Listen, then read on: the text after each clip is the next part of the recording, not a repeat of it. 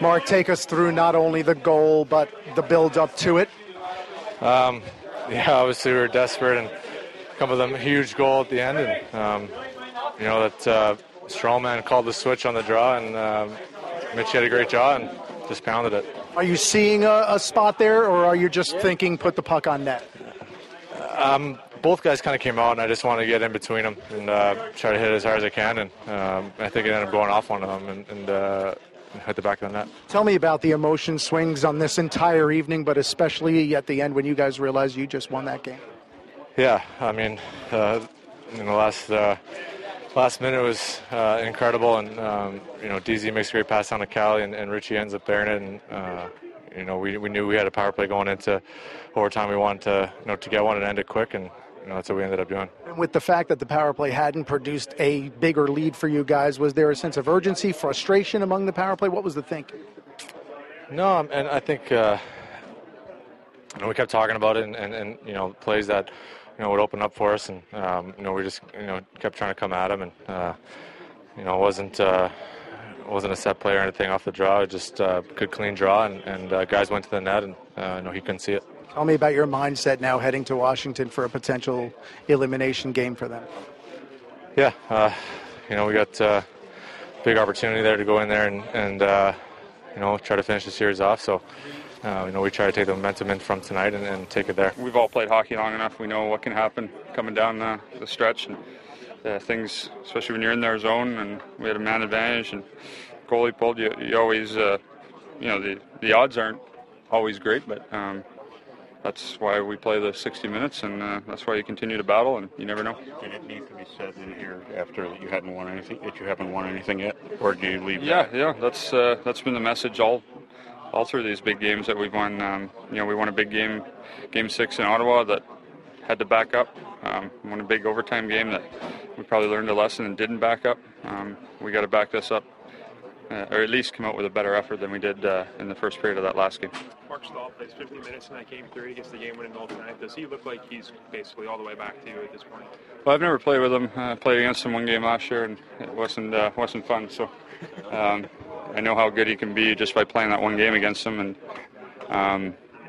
he was on me the whole game. So it's tough. I've had that injury and come back only after 3 weeks, and never really got back to what I wanted. And him jumping in middle of a season and going through that type of injury, I give him the benefit of the doubt for sure, and he's a battler, and we can only hope he keeps getting better, because it just adds to our D.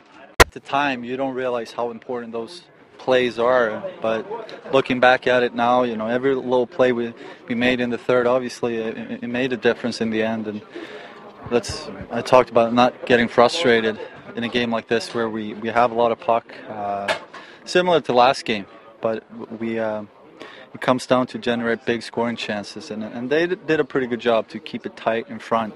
So we had a lot of shots, but it was from the outside. But I thought we never gave up. We just kept coming, and we believed we could do it. And you're standing on the bench with those final seconds. Tell me about that swing of emotion when you realize that puck goes in.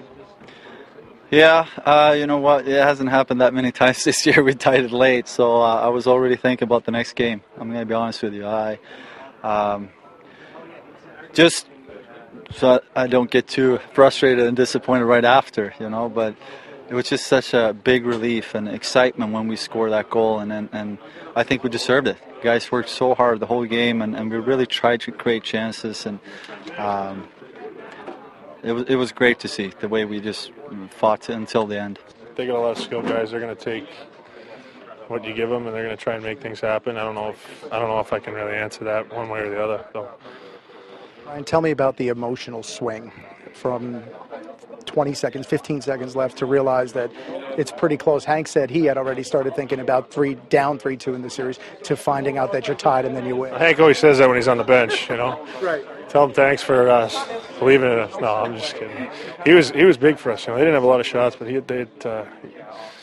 had some odd man rushes. They had a 3-on-1 when Mark broke it up too. We had guys, when we're down 2-1, they make some big plays defensively, and then he, I think all of us, it's tough.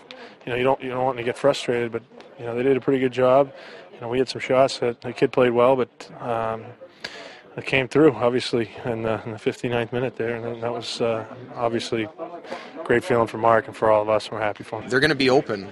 They're two wingers in the defensive zone. They collapse a lot, so that gives us an opportunity to get the puck back to our defensemen. And it's kind of the onus is on them to try and get the shot through, whether they one-time it or fake the shot and go around. I mean, there's lots of options that they can do. So, both Strawman and Salzy did a great job. Is there a way to put into words accurately just how much of an emotional swing that was from those final 6 seconds into overtime? I don't think so. You can see your meter kind of getting low as the clock's ticking down, and then it's just like boom, it's an absolute spike. Just an adrenaline kind of rush sort of thing just hits your body. So it's awesome, and it was exciting, and I'm sure everybody in here is still very excited and thrilled.